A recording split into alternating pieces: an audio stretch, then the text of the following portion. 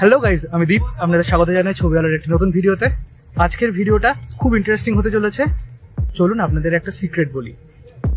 এখন অবধি গত 2-3 মাসে আপনারা যে ভিডিওগুলো দেখেছেন, সেই ভিডিওগুলো সমস্ত অক্টোবরের আগে শ্যুট করা। কারণ অক্টোবর মাসের পর থেকে ইন্ডিয়ার মহারাষ্ট্র বলে একটা জায়গা আছে, তার একটা শহর হচ্ছে পুনে। সেখানে আমাকে কাজের সূত্রে, আমার চাকরির সূত্রে চলে আসতে হয়।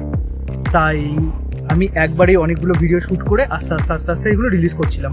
কিন্তু এই নেক্সট সপ্তাহ থেকে আপনারা পাবেন টাটকা অরিজিনাল ভিডিওস প্রতি সপ্তাহে। তাই বেশি দেরি না করে তুরন্ত চ্যানেলটাকে সাবস্ক্রাইব করুন যদি ফটোগ্রাফি শিখতে চান আপনার নিজের ভাষায়। তাহলে আপনি কি জানেন একটা ভালো ছবি তুলতে গেলে সব থেকে ইম্পর্টেন্ট জিনিস কি? কেউ বলবে ক্যামেরা, কেউ বলবে কম্পোজিশন, কেউ বলবে লেন্স। কিন্তু ফটোর কোয়ালিটি 40% ডিপেন্ড করে ক্যামেরা বডির উপরে এবং 60% ডিপেন্ড করে আপনি কোন লেন্স ইউজ করছেন তার উপরে। তাই আজকের ভিডিওটা ওয়ান স্টপ সলিউশন হতে চলেছে আপনি যেই জনরার ফটোগ্রাফি করুন না কেন তার জন্য। যদি আপনি কিনতে চান আপনার জনরার জন্য সব থেকে মোস্ট অ্যাপ্রোপ্রিয়েট লেন্স।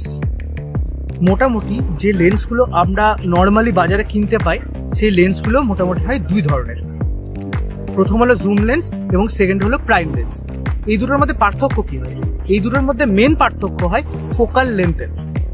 জুম লেন্সের ক্ষেত্রে আপনারা দেখেছেন যে বড় বড় যেই লেন্সগুলো আসে, যেগুলোকে এরকম ভাবে ধরে আমরা যদি ঘোরাই তখন জুম করা যায়, সেই লেন্সগুলো হলো জুম লেন্স। এবং প্রাইম লেন্স হলো যার ফোকাল লেন্থ একটা ফিক্স করা থাকে। ফিক্স ফোকাল লেন্থের লেন্সকে বলা হয় প্রাইম লেন্স, এবং যার ফোকাল লেন্থ চেঞ্জ করা যায় যে লেন্সের, সেটা হলো জুম লেন্স। এবার বিভিন্ন আলাদা আলাদা জনরার জন্য এই দুই ধরনের লেন্সকে ইউজ করা হয়। এবার কোন জনরার জন্য কোন ধরনের লেন্স আপনি কিনতে পারেন সেটা নিয়ে আজকে আমরা বিশদে আলোচনা করব। তো চলুন দেখে নেওয়া যাক।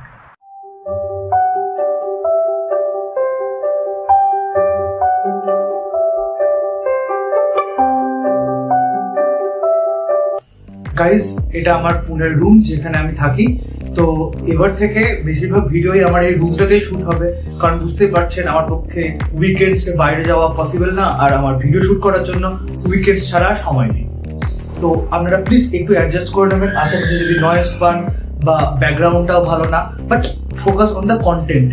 আমি আপনাদেরকে কোন লেভেলের কি কন্টেন্ট প্রোভাইড করছি সেটার উপরে প্লিজ একটু ফোকাস করবেন, এবং এই ক্ষমা ঘেন্না করে এগুলোকে একটু ম্যানেজ করে নেবেন। আর একটা বিষয় যেটা আপনাদেরকে কোনো লেন্স কেনার আগে মাথায় রাখতে হবে, সেটা হলো অ্যাপারচার। বেশিরভাগ সিচুয়েশনে আমরা এরকম লেন্স কেনা প্রেফার করব যে লেন্সের অ্যাপারচার খুব বেশি, মানে f1.8, f2, f2.8, f3.5 এই ধরনের অ্যাপারচারের লেন্স কেনা আমরা প্রেফার করব। কিন্তু আরেকটা বিষয় হলো, একটা লেন্সের অ্যাপারচার যত বেশি হবে, f1.8, f3.5, f2.8, এই লেন্সগুলো খুব ভারী হয় এবং লেন্সগুলোর দামও খুব বেশি হয়। এটা ইঞ্জিনিয়ারিং এর প্রবলেম, এখানে কিচ্ছু করার নেই।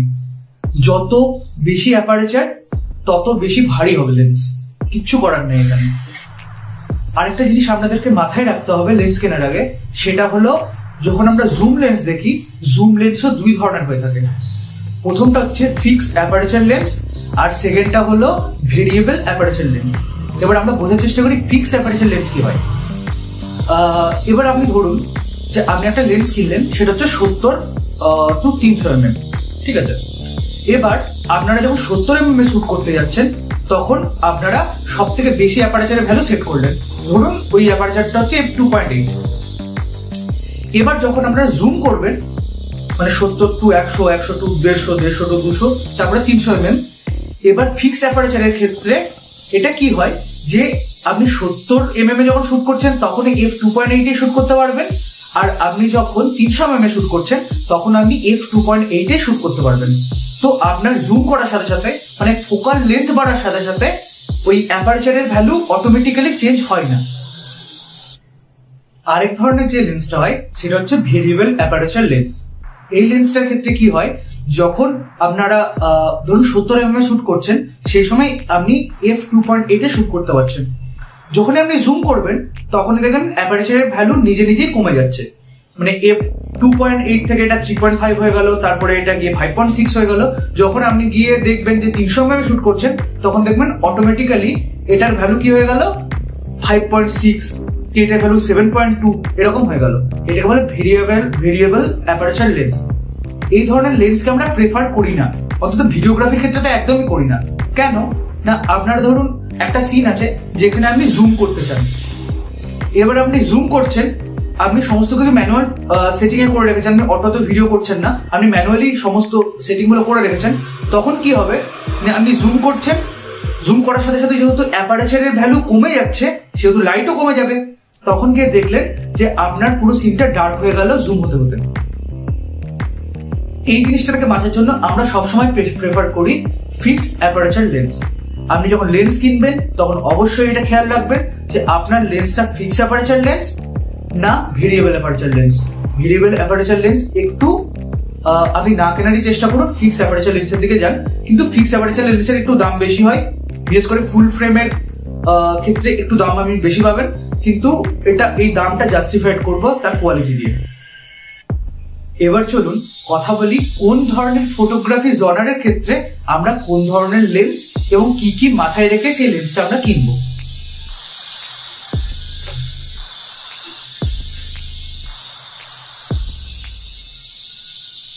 প্রথম যে জনারটা নিয়ে আমরা কথা বলবো সেটা হলো wild life photography. Wild life ফটোগ্রাফির ক্ষেত্রে আমরা সবসময় চাইবো high focal length to higher focal লেন্থের লেন্স কিনতে। কিরকম, ওয়াইল্ড লাইফ ফটোগ্রাফির ক্ষেত্রে তিন ধরনের লেন্স, যারা প্রফেশনালি ওয়াইল্ড লাইফ ফটোগ্রাফি করে তারা 2 থেকে 3টে লেন্স একসাথে ক্যারি করে। তার মধ্যে কিরকম থাকে, 70-300 একটা থাকলো, 300-700 একটা থাকলো, 700-1500 একটা থাকলো। তো এই ধরনের লেন্সগুলো কেন ইউজ করা হয়? ধরুন খুব দূরে একটা বাঘ আছে, আপনি তো চাইবেন না বাঘটার কাছে গিয়ে ছবিটা তুলতে, তাহলে তো আপনার বাড়িতে আপনার ছবি 2 দিন পরে লটকে থাকবে। তো সেরকম সিচুয়েশনের ক্ষেত্রে আমরা সবসময় প্রেফার করবো যে দূর থেকে ছবিটা তোলার, সেই জন্য আমরা 300 mm, 700 mm, 800 mm এরকম লেন্স প্রেফার করি, কিন্তু সেটা অবশ্যই জুম লেন্স হওয়া যায়। এরকম ফোকাল লেন্থের যদি প্রাইম পাওয়া যায় তখনও প্রাইমকে একটু অ্যাভয়েড করা হয়। এবার নেক্সট জনরা যেটা নিয়ে আমরা আলোচনা করব সেটা হলো পোর্ট্রেট ফটোগ্রাফি।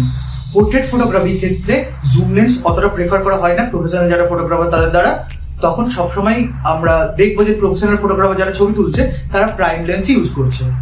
এবার পোর্ট্রেট ফটোগ্রাফির ক্ষেত্রে ফোকাল লেন্থটাও খুব ইম্পর্টেন্ট হয়ে যায় এবং অ্যাপারচারটাও। ফোকাল লেন্থ আমি প্রেফার করি অ্যাজ আ পোর্ট্রেট ফটোগ্রাফার, আমি প্রেফার করি 50-100 mm এর মধ্যে। আপনি যদি 50 mm তোলেন তাহলে দেখবেন মুখটা অতটা ওয়ার্ক হচ্ছে না। আপনি যদি তার থেকে কম ফোকাল লেন্থে ছবি তোলেন তখন দেখবেন মুখটা পিছন দিকে সরে যাচ্ছে, মানে এই গালটা পিছন দিকে উল্টে যাচ্ছে এবং নাকটা সামনে থেকে বেরিয়ে আসছে, এটাকে বলে ওয়ার্পিং। এই ফিলটা আপনি তখন পাবেন, যেমন ফিশ আই লেন্সের ক্ষেত্রে যেরকম হয় সেরকমই আপনি পাবেন। সেই জায়গায় আমরা তখন ইউজ করি একটু বেশি ফোকাল লেন্থ, মানে 50-এর পর গেলে এই প্রবলেমটা আস্তে আস্তে কমতে থাকে। সব থেকে আমার সুইট পয়েন্ট লাগে 70 mm, 80 mm, 100 mm এরকম। পোর্ট্রেট ফটোগ্রাফির ক্ষেত্রে আরেকটা ইম্পর্টেন্ট জিনিস হচ্ছে অ্যাপারচার। পোর্ট্রেট ফটোগ্রাফির ক্ষেত্রে সবসময় আমরা প্রেফার করি সব থেকে বেশি অ্যাপারচার, যেমন f2.8, f2 থাকলে তো আরো বেটার হয়, কিন্তু f2 এর প্রচন্ড বেশি দাম। সেই জায়গায় আমরা কেন একটা বড় অ্যাপারচার প্রেফার করি না, বড় অ্যাপারচারের জন্য প্রথম যে জিনিসটা হয় সেটা হচ্ছে প্রচন্ড পরিমাণ লাইট আমরা পেতে পারি, তো আমরা অনেক বেশি ডিটেলস পাই। এবং সেকেন্ড জিনিস হচ্ছে আমরা সেই অথেন্টিক সুন্দর কিউট ব্যাকগ্রাউন্ড ব্লারটা পেতে পারি। যত বেশি আপনারা জানেন, যত বেশি অ্যাপারচার তত বেশি ব্যাকগ্রাউন্ড ব্লার। সো আমরা পোর্ট্রেট ফটোগ্রাফির ক্ষেত্রে 50-100 mm এর মধ্যে প্রাইম লেন্স প্রেফার করি। এবার আমরা যে জনরাটা নিয়ে কথা বলবো সেটা হলো স্ট্রিট ফটোগ্রাফি।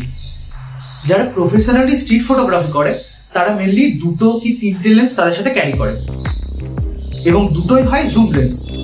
জুম লেন্স কেন ইউজ করা হয়? কারণ আপনি জানেন না যখন রাস্তায় আপনি আছেন যে আপনার সাবজেক্ট, আপনি র্যান্ডামলি একটা সাবজেক্টকে দেখলেন, আপনার তার ছবি তুলতে হবে, বা একটা সিচুয়েশনকে দেখলেন আপনাকে তার ছবি তুলতে হবে, সেই সময় সবসময় এটা পসিবল হয় না যে তার কাছে গিয়ে আমরা ছবিটা তুলি। তাই আমরা সবসময় চাই একটা ভেরিয়েবল জুম রেঞ্জ যেন আমরা পাই, একটা ভেরিয়েবল ফোকাল লেন্থ যেন আমরা পাই। সেই জন্য সবসময় একটা লো টু মিডিয়াম আর একটা মিডিয়াম টু হাই ফোকাল লেন্থের আমরা লেন্স ইউজ করি। যেমন একটা 18-55 ইউজ করলেন, একটা 70-300 ইউজ করলেন। আর আপনি যদি চান যে একটা সিঙ্গেল লেন্স আপনি স্ট্রিট ফটোগ্রাফি করার সময় ইউজ করবেন, তাহলে আপনি 70-300 নিয়ে যেতে পারেন, আপনার বেশিরভাগ কাজই 70-300 দিয়েই হয়ে যাবে। এবার আসি স্পোর্টস ফটোগ্রাফিতে। স্ট্রিট ফটোগ্রাফির ক্ষেত্রে যে ধরনের লেন্সগুলোর কথা বললাম সেই ধরনের লেন্সগুলোই এটার ক্ষেত্রেও অ্যাপ্লিকেবল হবে। কিন্তু আর একটা জিনিস যেটা যুক্ত হবে স্পোর্টস ফটোগ্রাফির ক্ষেত্রে, যেটা খুব ইম্পর্টেন্ট, সেটা হচ্ছে লেন্সের অটো ফোকাস এবং ক্যামেরার অটো ফোকাস দুটোই যেন দুর্দান্ত হয়। কারণ স্পোর্টস ফটোগ্রাফির ক্ষেত্রে একটা ছোট্ট মোমেন্টের মধ্যে অনেক কিছু হয়ে যেতে পারে। তো আমরা সবসময় চাইবো যে পার্টিকুলার একটা মোমেন্ট, যে সময় ফুটবলার গোলটা দিচ্ছে বা ক্রিকেটের যে সময় বলটা হিট করছে বা ক্যাচ যে নিচ্ছে, সেই যে সময় এক্স্যাক্টলি ক্যাচের টাইমটা, ওই জিনিসগুলোকে যেন আমরা ধরতে পারি। তাই সবসময় আমরা প্রেফার করবো যে খুব ভালো অটো ফোকাস আলা লেন্স এবং খুব ভালো ফ্রেম রেট আলা ক্যামেরা যেন আমরা কিনতে পারি বা ইউজ করতে পারি। নেক্সট এবং সব থেকে ইম্পর্টেন্ট জনার হলো wedding photography or event photography. Event ফটোগ্রাফির ক্ষেত্রে আমরা দুই ধরনের লেন্সই প্রেফার করি।